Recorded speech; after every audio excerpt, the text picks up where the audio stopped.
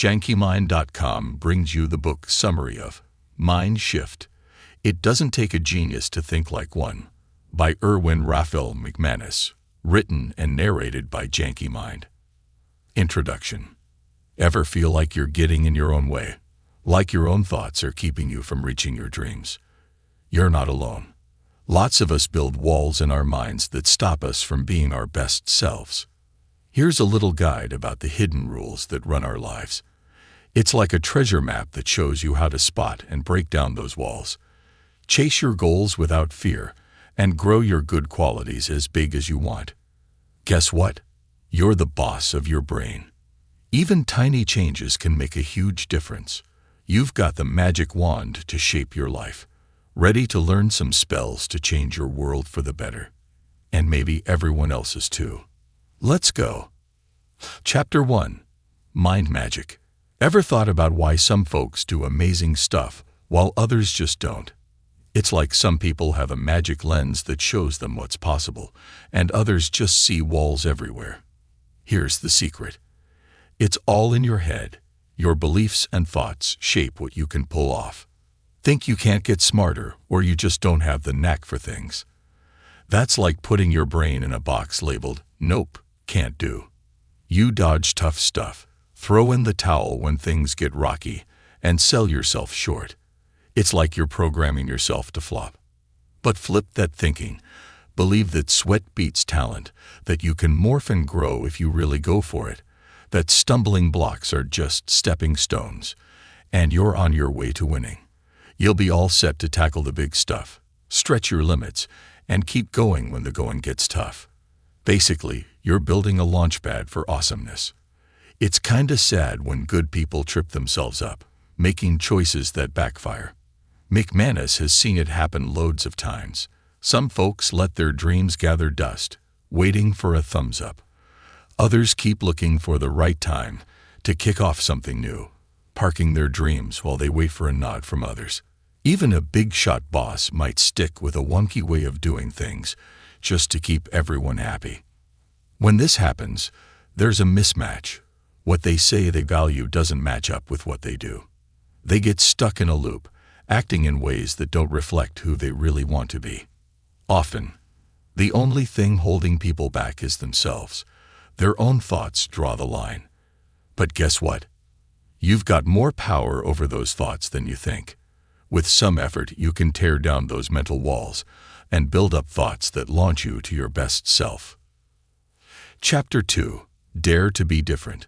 What's the deal with mushrooms and life lessons? McManus pondered this backstage before a TV chat. The guy before him, a leadership guru, told up-and-comers, don't munch on mushrooms first. In other words, in life or business, let others test the waters before you dive in. But McManus wasn't buying it. He thought, hang on, if nobody ever dared to try something new, where would we be? No cool inventions, no leaps forward, just playing it safe. So he stood up and said, I'm a mushroom muncher and proud of it. He meant he's up for exploring the unknown, even if it's risky. These folks aren't careless. They just think some risks are worth it for the chance to do something great. If everyone's too chicken to try, nothing new happens. Being brave means sometimes putting yourself on the line. Leadership's the same. If you're always waiting for someone else to prove it's safe, you'll miss out on being the first to strike gold.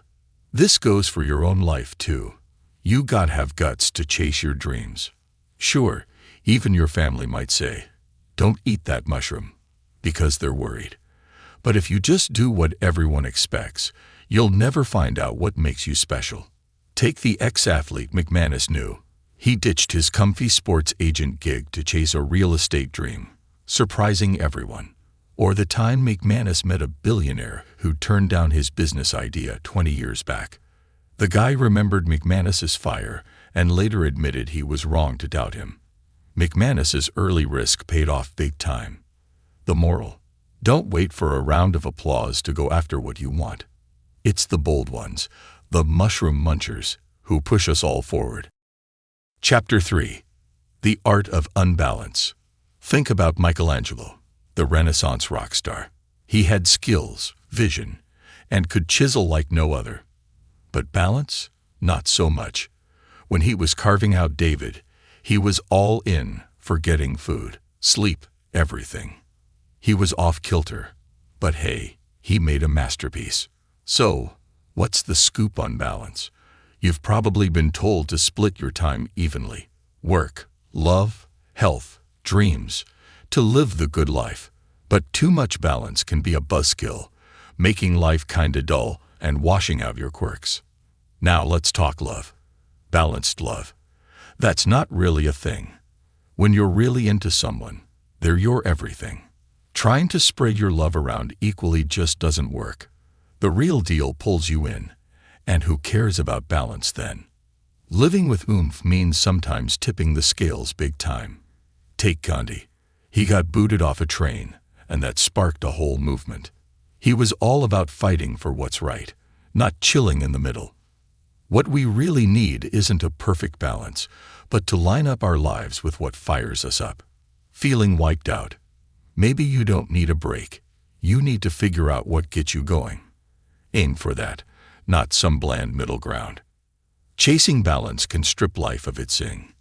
Living with passion, that's like driving full speed, maybe even swerving a bit. And that's okay. Whether it's your job, your peeps, or your creative spark, listen to what stirs your soul and let it yank you towards your big goal. Chapter 4. The Good Stuff Overload. So, we've been chatting about balance and how it's not always what it's cracked up to be. Not everything should get the same slice of the pie. And folks with fire in their belly, they're usually dancing to a different beat. But you know how people say you can have too much of a good thing. Well, maybe some things are just endlessly awesome. Take kindness, for instance. You might hear that you can overdo it, but that's not really kindness. True kindness is like a never-ending well. It's all about giving, not holding back. It's the kind of thing that makes the world a little brighter, a little warmer. And hope. It's like a flashlight in a dark room. Some might tell you it's just wishful thinking, but hope is what gets you through the tough times and lights the way for others too. Forgiveness is another biggie. It's like the glue that keeps relationships and societies together. It's about letting go of the small stuff over and over, because one day you'll need someone to do the same for you. Integrity is rock solid. It means being the real you, all the time, everywhere. It's about your words being as good as gold. Without it, trust just falls apart. Now, ambition gets a bad rap sometimes, but it's actually pretty cool. It's all about having the drive to do stuff, especially the kind that makes the world better. Sure, it can go sideways, but without it, nothing changes. The opposite of ambition. That's apathy, and it's way worse. It's like a black hole for all the good in the world. What we really need are people who care, who dream big, and who stick to their guns. Folks who are all in on making things better for everyone. For those who grab onto kindness, integrity, hope, and forgiveness, the sky's the limit. They're the ones who open up new worlds of possibility, where everything good and true and beautiful can really take off. Final summary. Your beliefs are like the artist of your life's canvas. Stick to the same old colors of approval, and playing it safe, and you'll paint a pretty dull picture. But grab the brush of bravery and paint outside the lines into the great unknown, and you'll create something extraordinary. You're the boss of your brain's blueprint. Tear down the walls of doubt and build up a fortress of can-do spirit, and watch yourself transform into the best version you can be. About the author. Erwin Raphael McManus isn't just any writer.